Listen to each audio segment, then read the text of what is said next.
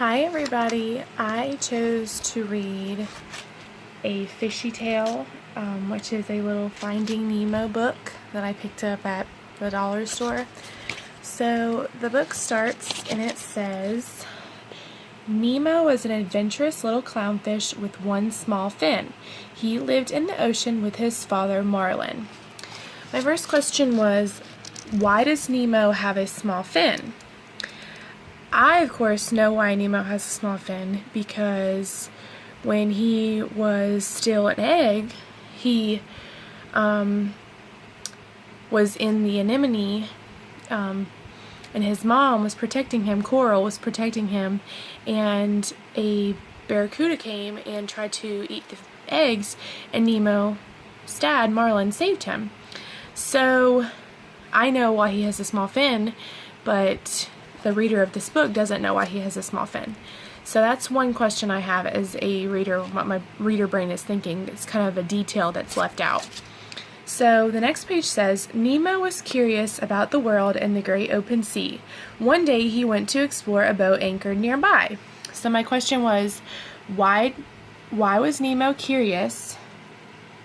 Why was Nemo curious about the great open sea, and why did he go out into it alone, on his own? Because in the movie, Marlin, his dad, really tried to stop him from going out into the great open sea, and it doesn't really include that detail in this book. So I was kind of curious what caused him to do that.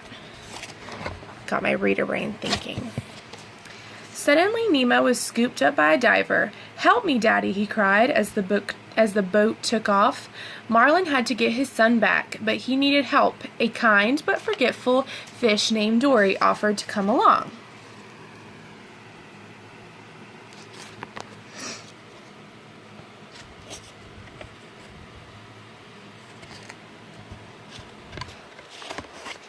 Marlin and Dory were captured by a vegetarian shark named Bruce.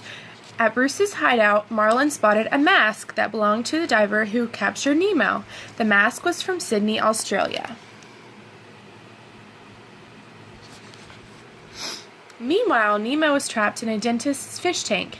He was going to be given to the dentist's niece, Darla, who wasn't very nice. Marla and Dory swam through the stinging jellyfish forest, caught a ride with some sea turtles, and were swallowed by a whale, but they finally made it to Sydney Harbor.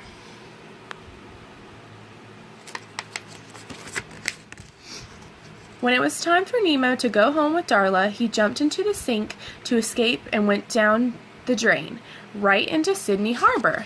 Nemo and his father were reunited, and Marlin was proud of how strong and brave Nemo had been.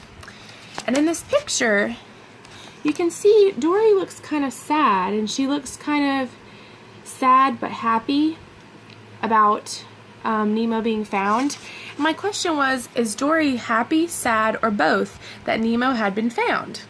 So that was a question of mine, and I kind of think that she was a little bit of both, because she was happy that Marlin found his son, what made him happy, but she was also kind of sad that she was losing her friend Marlin, and she's also sad because when she was a small fish, she lost her parents, so she kind of relates to Nemo in that way.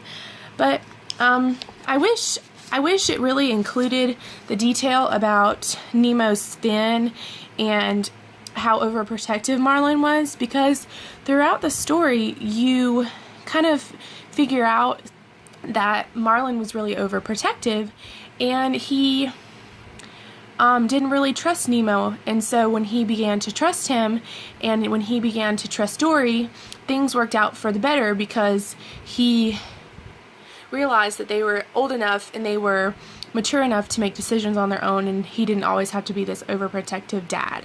So that was my story, and my one I guess complaint would be that the author didn't include as many details as there was in the movie. So thanks, guys.